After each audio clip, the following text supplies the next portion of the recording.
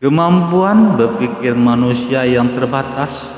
Jika emosi awan nafsu sudah ikut intervensi dalam kegiatan berpikir, maka emosilah yang akan menguasai pikiran dan akan jauh dari kebenaran. Tidak sedikit para ahli bid'ah yang membuat mentafsirkan Al-Quran dengan mengutamakan akal mereka yang tidak bersandarkan kepada ilmu pengetahuan yang seharusnya. Disinilah peran ilmu pengetahuan. Karena Allah Subhanahu wa Ta'ala mengajarkan kepada manusia sebuah ilmu pengetahuan, yaitu dengan cara pertama mengajarkan dengan pena atau tulisan, kedua melalui pengajaran secara langsung tanpa alat. Cara yang kedua ini dikenal dengan istilah ilmu laduni. Di sini dapat dipahami bahwa untuk mendapatkan ilmu pengetahuan seseorang harus belajar dan membaca. Hal itu sudah jelas ketika manusia ingin mengetahui sebuah informasi, maka ia harus belajar. Akan tetapi Allah Subhanahu wa Ta'ala juga telah mengajarkan manusia apa yang belum diketahuinya, yang dipahaminya dengan ilmu laduni. Ilmu ini hanyalah diberikan kepada seseorang hamba yang benar-benar bertakwa kepada Allah Subhanahu wa Ta'ala seperti Nabi Khidir.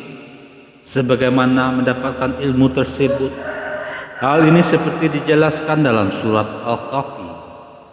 Lalu mereka bertemu dengan seorang hamba di antara hamba-hamba kami yang telah kami berikan kepadanya rahmat dari sisi kami, dan yang telah kami ajarkan kepadanya ilmu dari sisi kami. Quran Al-Kahfi 1865.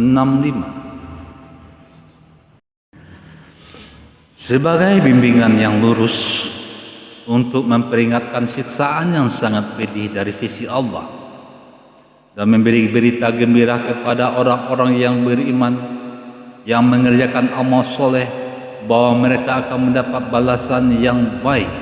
Quran surat Al-Kahfi 18 ayat 2. Menurut Aldi Tafsir, hamba di sini ialah Khidir, sedangkan yang dimaksud rahmat di sini ialah wahyu dan kenabian. Sedangkan yang dimaksud dengan ilmu ialah ilmu tentang yang gaib. Sementara itu bahwa ilmu laduni adalah pengetahuan langsung yang dikaruniakan Allah kepada manusia tertentu tanpa melalui pengajaran atau perantara guru. Kata ladun dalam bahasa Arab berarti di sisi. Ayat ini mengisah peristiwa yang terjadi antara Nabi Khidir dan Nabi Musa. Dalam ayat tersebut ada perkataan atas dasar ini muncul istilah ilmu laduni. Menurutnya ilmu ini bisa diperoleh siapa saja asal ia berhasil memenuhi syarat-syaratnya, yang diantaranya adalah membersihkan hati dan mensucikan jiwa. Ilmu laduni pada masa klasik memang sebagai ilmu gaib karena ditafsir secara tekstual saja. Pada masa ini penafsiran berbasis kritis. Dengan tafsir bil maksur yang dimulai sejak Nabi Muhammad SAW sampai generasi ulama mutakdimin atau sejak kemunduran Islam, yaitu jatuhnya pada Baghdad pada tahun 605 Hijriah 1258 Masehi. Sedang pada zaman modern hingga sekarang yang dimulai sejak gerakan modern Islam di Mesir oleh Jamaluddin Al-Afghani pada tahun 1254 Hijriah 1838 Masehi. Para mufasir modern Islam di sini masir dalam menafsirkan Al-Quran lebih menjelaskan bahwa Islam tidak bertentangan dengan ilmu pengetahuan dan kemodernan.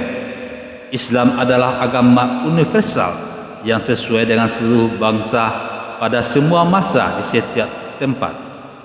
Maka ilmu laduni dipahami, ilmu yang diberikan Allah SWT artinya seluruh ilmu baik yang gaib dan yang nyata, empiris, karena pada modern hingga sekarang tidak dipahami secara tekstual saja, melainkan juga dikaitkan dengan berbagai ilmu perkembangan zaman seperti yang dikatakan oleh ulama sufi.